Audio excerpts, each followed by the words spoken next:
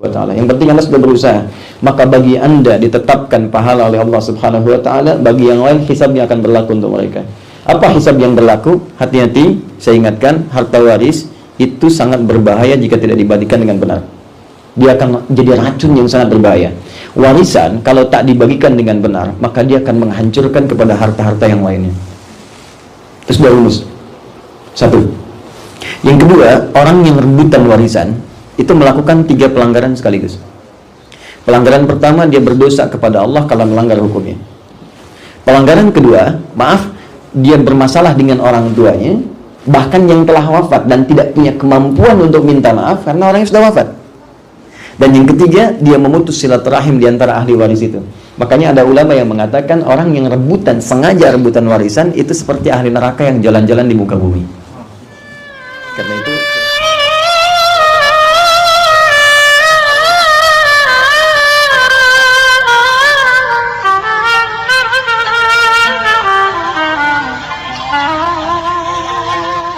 Bismillahirrahmanirrahim. Assalamualaikum warahmatullahi wabarakatuh. Alhamdulillah, wassalatu wassalamu ala rasulillah wa ala alihi wa sahbihi wa man wala wa ba'du. Fa ya ibadallah, usi nafsi wa iyyakum bi taqwallahi faqad fazal muttaqun, fala tamutunna illa wa antum muslimun. Faqala ta'ala, ya ayyuhalladzina amanu taqullaha haqqa tuqatih wa la tamutunna illa wa antum muslimun. Assalamualaikum warahmatullahi wabarakatuh. Assalamualaikum. Saya mau tanya tentang ahli waris. Dalam Allah telah menentukan dalam Al-Quran kan firman-Nya mengatakan kalau ahli waris kita sudah tertera dalam An-Nisa, dalam beberapa ayat An-Nisa itu sudah ditentukan. Bagaimana di zaman sekarang ini kita sangat sulit menerapkan tentang pembagian waris itu. Mungkin karena ketidakridoan dari masing-masing. Jadi maksud saya pernah membaca satu hadis yang tidak tahu itu asli apa palsu, mengatakan kalau seorang ahli ibadah tidak melaksanakan waris sesuai dengan ditentukan oleh Allah dalam An-Nisa itu, walaupun dia beribadah 70 tahun, dia akan dilemparkan ke api neraka.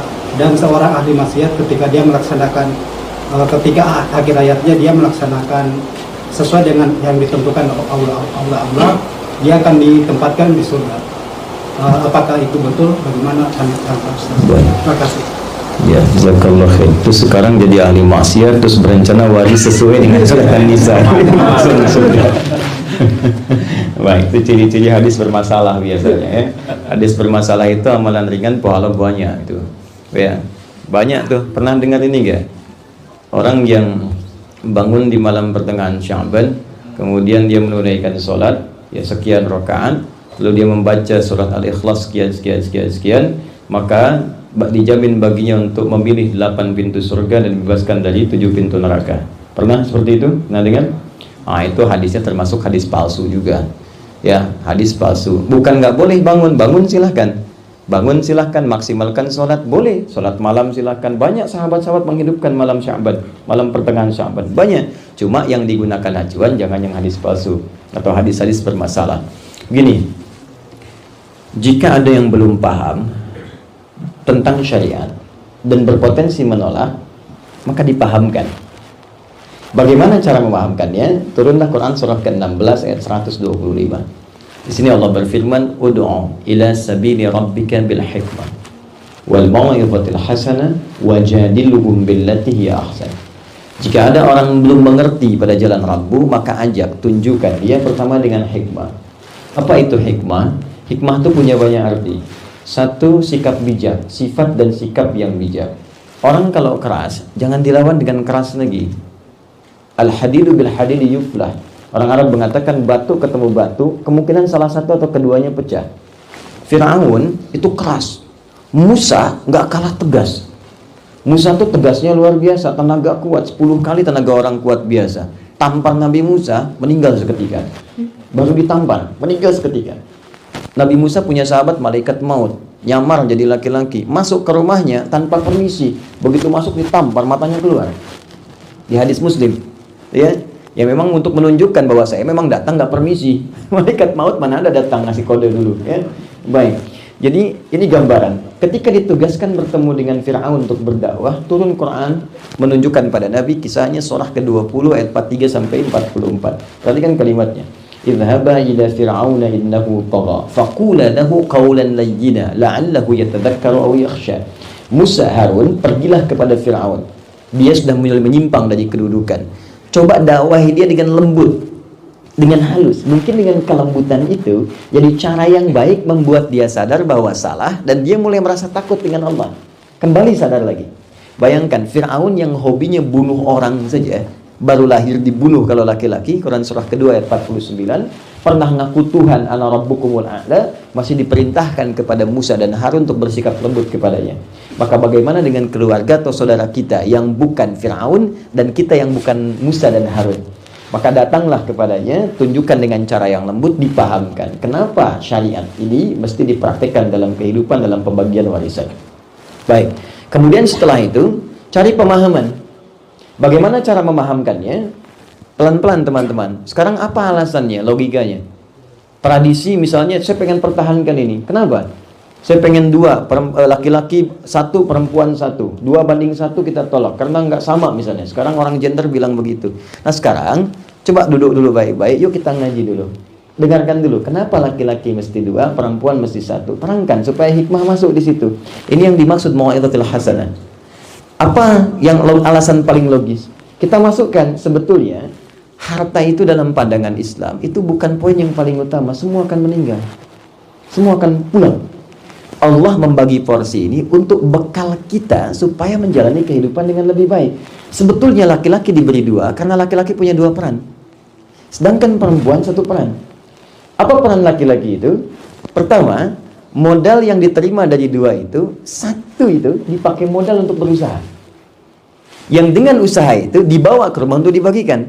Sedangkan yang 1 yang dari dia itu tetap dipakai juga bersama di keluarganya.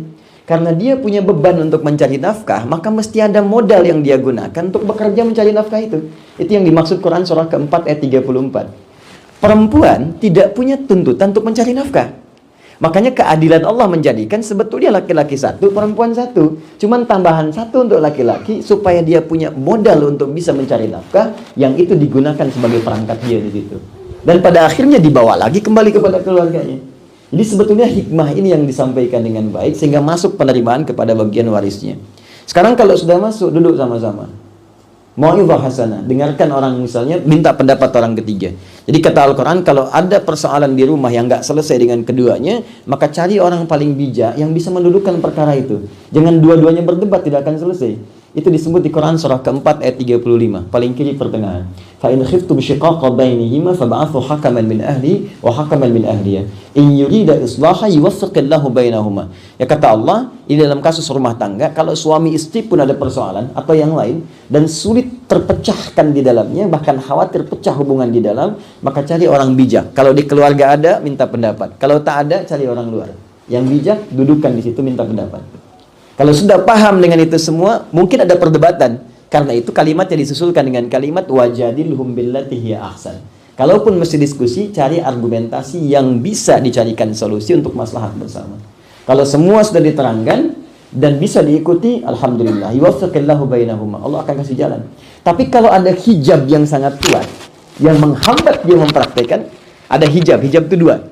1, perbuatan maksiat. Orang kalau kebanyakan maksiat, nanti cahaya hatinya tertutup.